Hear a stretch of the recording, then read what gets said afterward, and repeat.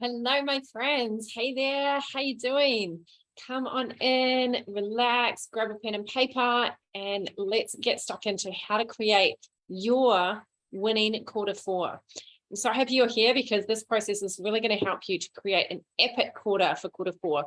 I was sharing this process with my clients in the Inner Circle group tonight, and I was sharing about how the end of quarter three, what I've noticed over the years of being in business is that often people find that this quarter is one of the toughest, the end of quarter three going into quarter four. There's people are tired, people are outputted a lot, people have worked really hard, and it's like we really need this time to reboot, reset, relook at the way we're doing things and get our energy up for the final push, for the final quarter of the year. And so if you want to have the most epic year that you have ever had, ever in the history of the universe, it's possible. Why not? Why not make this your best quarter? You know, while other people are taking their foot off the accelerator and you are the one that's saying, no, this can be my winning quarter. This can be the quarter that I crack it, that I get the clients that I've been wanting, that I achieve the goals that I've set that I haven't yet achieved throughout the rest of the year. This is your final chance, quarter four, and it starts on Saturday. So I invite you to start thinking from this session and also over the next few days, how you can make this the most epic quarter that you've ever had. And what you need to do, what you need to change, the mindset, the attitude, the mojo, the energy, the habits, the actions that you can take to make sure that you're really, really proud of yourself at the end of this quarter. That you end the year going, oh my gosh, I'm so glad I stepped it up in quarter four. I'm so glad I didn't take my foot off the accelerator like so many other people around me, that I decided that I want to be a winner, whatever that means to you. No one wants to be a loser. We want to be a winner, and that means different things to different people. So I invite you to think, what does a winning quarter mean to you? What does it actually mean to you to have a winning quarter? Maybe it's your impact, how many people that you're going to help. Maybe it's launching a project. Maybe it's finishing a project. Those of you that have hung around the community a while know that I'm a big believer in finishing a bridge, a fully built bridge. People can travel over it. A half-built bridge, lots of half-built bridges where you start lots of different projects like a podcast, a video training series, an online course, a book, all those things that we can start in business and not finish. What if this is your quarter to finish something? Or what if this is your quarter to finally start that book that you've been putting off? Launch that masterclass that you've been wanting to have. I remember in 2015, it was October, and I remember thinking, I really, really, really want to run this personal development event that had been brewing in my spirit for months. And I didn't want to wait until the following year, even though I had no logo, I had no team, I had no venue, I had nothing prepared for it. I remember thinking, I want to get it done this year. And so I invite you to think, what is that thing that you would love to do? 1, 2, or 3 projects that you focus on in quarter four. In my community with my clients in the Inner Circle, we choose 3 big projects that we focus on per quarter. And a project might be something like running a masterclass, launching a new website, launching a new program, creating a new funnel, putting some Facebook ads in place, creating a quiz, creating a new lead magnet. Those things are all individual projects, and we typically go for 3 big ones. And then under the 3 big ones, we set little milestones and action steps under that. So I'm going to talk you through a process in this video and why it's important and what it's all about. And I've created a worksheet for this. And if you would like the worksheet, just pop the word worksheet now into the chat box and I'll get that to you. So great to see you here, ladies. Great to see you here, Karina and Sarah and Trish and Kim. So glad you could make it, Kim. Awesome. And some of these ladies were in the call before, so you come back for more. I love that. I love the mindset. I talked a lot in the session tonight about it all starts with mindset. So if things are out of alignment, if you're frustrated with things in your business, it always starts with acknowledging it. It starts with the thinking around it, forgiving yourself, reframing it and moving on and choosing to let that go and not let it be a repeating pattern. Karina says, I love that this could be my best quarter of the year. Yes, it can, Karina. It totally can. I recently did this activity with my sister in person. I hadn't seen her for 2.5 years, and I saw her in Brisbane. It was so amazing. We used, my cousin's got a premises with a boardroom with a whiteboard and a table, and we spread out and we put big paper on the table, and we got colored pens, and we put dream life, and we started by dreaming really big. And we put all the things that would make our dream life, and we looked at our wheel of life. So we looked at the 8 different aspects of life, where we talked about things like spirituality, relationships, finances, emotions, different aspects of life. We put one word for each. So we said, in the coming quarter, what do we want for that? And then we started putting the actions in place that would lead to those desires. So when you're planning out your quarter, there's so many different ways that you can do this. The process that I take people through, we really look at where you have come from, where you're at, and then where you're going. So past, present, future, because we don't want to just dive into the future before we've really acknowledged where we're at, where we've come from, and really celebrated, because that gives you that beautiful dopamine hit, that feeling, those beautiful hormones flowing, so that we can create our future from that place of feeling good.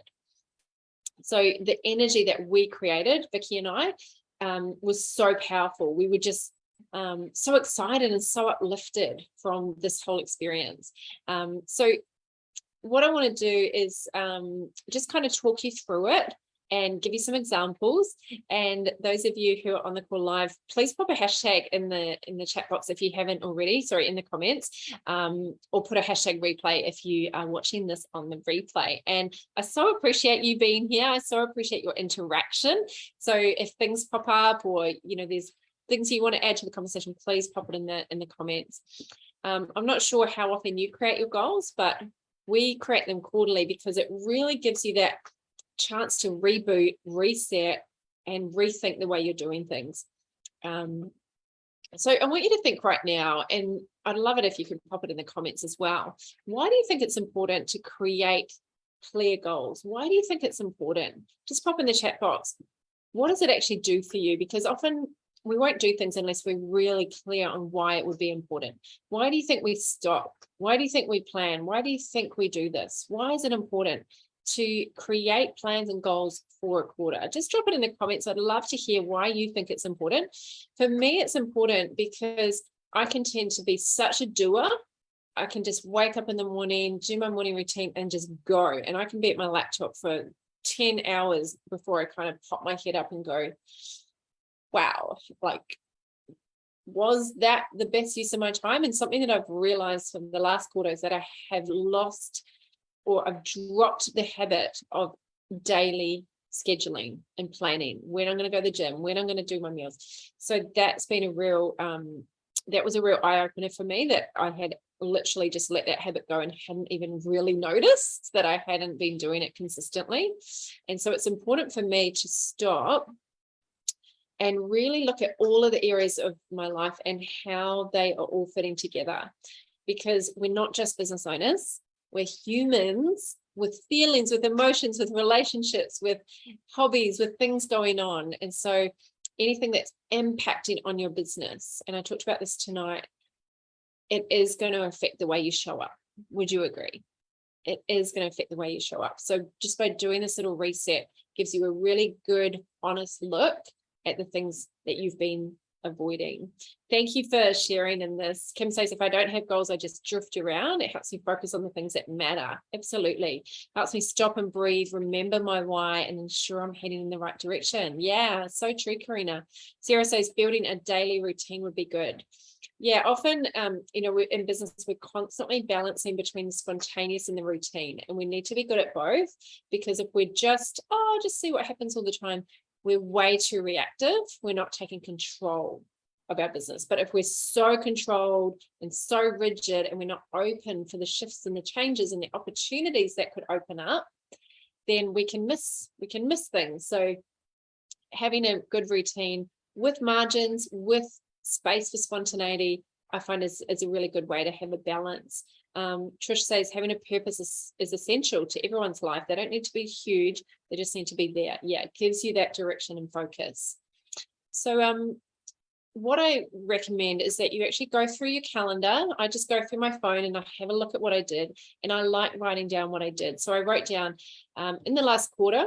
So the quarter 3 was July, August, September. I did 11 Facebook Live videos. I did 11 Inner Circle group calls. I did 18 mastermind calls, which is a small group of coaching clients that I run. I did 7 She Mentor sessions, which is a part of a business program that I'm in. I attended 3 different conferences. I signed up for a 12-week influence course that I'm partway through. I ran a VIP retreat for members, and for the first time I opened it up for guests, which was awesome. We had about 25 guests come to that, which was incredible. I ran 2 workshops and a masterclass. I launched a new program called Workshop Mastery. So I had to get the branding, the logo, the curriculum, all of that created. That was a big project that I did. And I had just kind of moved on, and I've been thinking about the future, but just to stop and look at what I've done was really awesome. I consistently ran or walked 25Ks every week. That was my goal, is to do 100Ks in a month. I started a new relationship, which is really big for me because I've been so head down with work that to actually allow space and open up space was a real win for me. And I went on 3 amazing holidays to Hunter Valley, Brisbane, and Kangaroo Valley. So I think it's really important to look back and go, okay, how was the balance? I know there's this elusive work-life balance concept, and we can't be balanced in every area, but we also need to look at, okay, from the 100% of our time, am I happy with the percentages that I put into every area? Am I happy with the time that I invested in my business, the time I invested in building my relationships, the time I invested in learning new skills, the time I invested in exercise and health? And it's all percentages. And I was listening to Brendan Burchard. I love his book, High Performance Habits. And he talked about none of us can do 100% of anything. You know, even if you say, oh, all I'm doing is writing a book, you're going to need relationships with people. You're going to need to build an email list. You're going to need to have promotion partners. There's all these other things that go with everything that we do.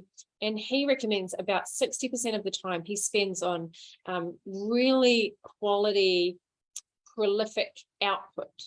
So for him, it's writing books, it's practicing his speaking skills to get mastery. He spends about 60% of time on that and about 40% on everything else, like clients, admin, emails, training his team. And he finds that that's a real sweet spot. He's tried different things. So I think what's important is just to just step back and look at the time that you've spent on all the different areas of your life and go, am I happy with this? And if not, what do I need to shift for the next quarter? It's about thinking, what do I want to take with me into the next quarter? And what do I actually want to leave behind? I did a little quadrant and it said less, more, start, stop, and start. Less, more, stop, start. And it was just a simple quadrant. I just did it on my laptop. And then when I was on the plane, it was really nice sometimes being forced out of Wi-Fi. When I was on the plane with no Wi-Fi, I just hand wrote the different areas of the things I want to do more of, the things I want to do less of, and the things I wanted to do more of were just habits, you know, little things that don't seem like much, but the compounding effect of that is what high performers do. They create mastery in their life by little tweaks in their habits, little iterations, and they just do the things that they've decided they do them really, really well. So yes, less, more, stop, and start. That's it.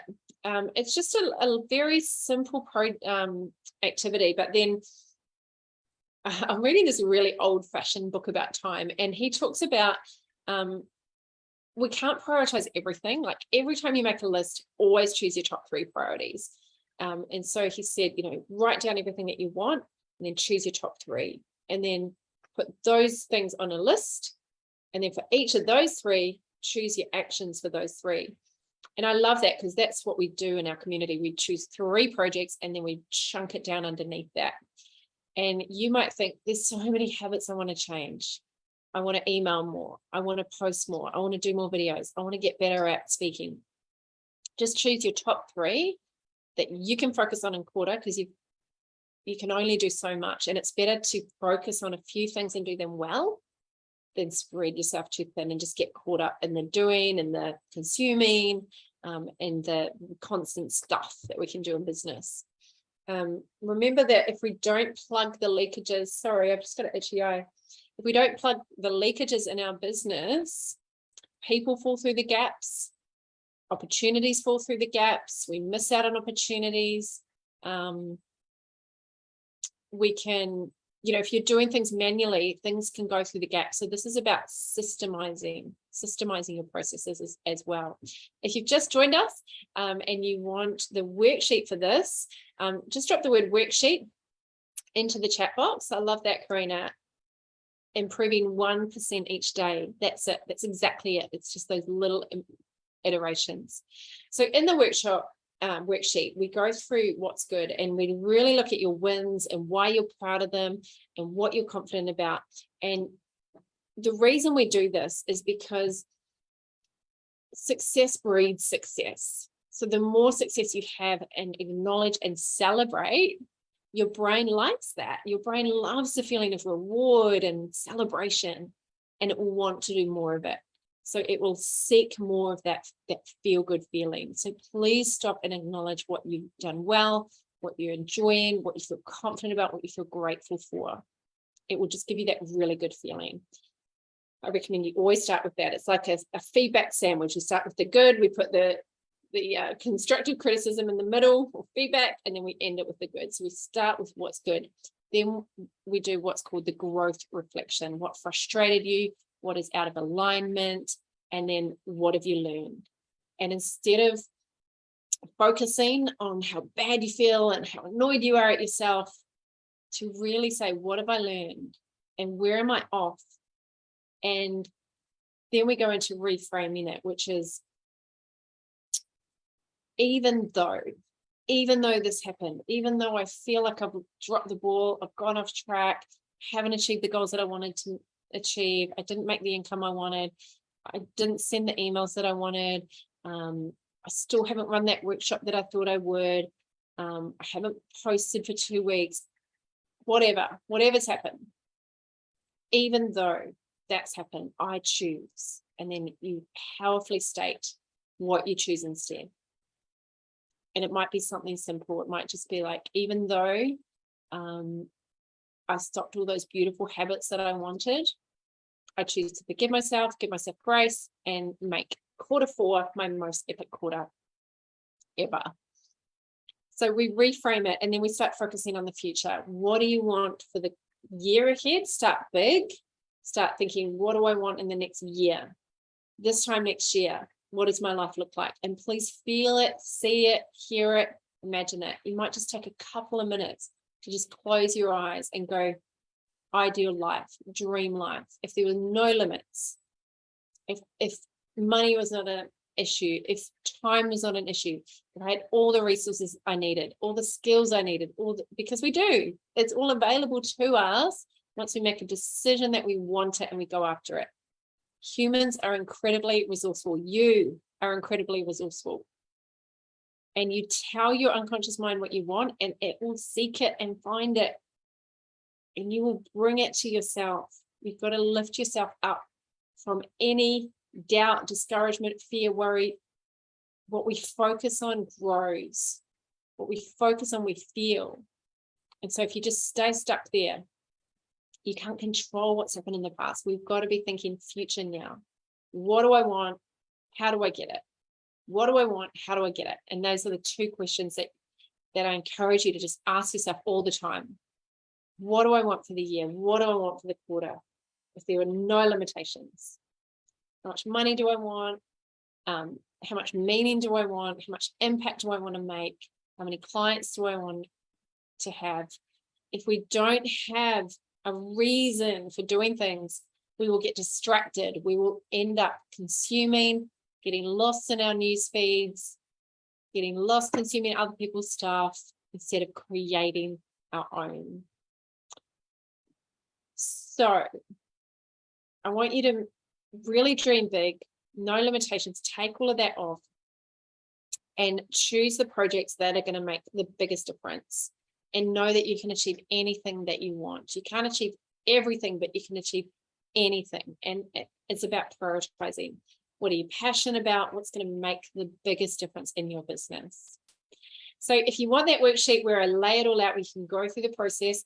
Again, just pop worksheet into the comments right now. Thank you for being here watching. If you want to know how to get clients fast and consistently, and how to make this quarter coming up your best yet, just drop the word clients in the comments right now. Just drop the word clients if you want help getting clients. That's what I'm good at. That's what I help people with. And if you want to know how to make the next 3 months your most epic quarter yet, get clients, get more income, and create your best quarter, DM me the word clients. I'd love to see if you're a good fit to work together in the Client Attraction Accelerator program. So just DM me the word clients or drop it in the comments and I will get all the details to you. So thanks for tuning in. I would love to know some of your goals for quarter 4. Pop them in the chat box, comments box. Pop your goals, any goal at all, into the comments, because when you make your goal public, it's incredibly powerful. Don't just keep it in your head. Show the universe that it's out there, that it's real, that you're declaring it, that you're making a declaration. Please use this public space. This is a safe space. It's only for female coaches, so we get it. Pop it in the chat box. What's one of your goals for quarter 4? I will read, I will comment on every comment. Again, thanks for tuning in. Until we meet again, my friends, keep shining, keep sharing, keep showing up and sharing your message to the world, because it matters. It really matters. Big love. Thank you for being here. Bye for now.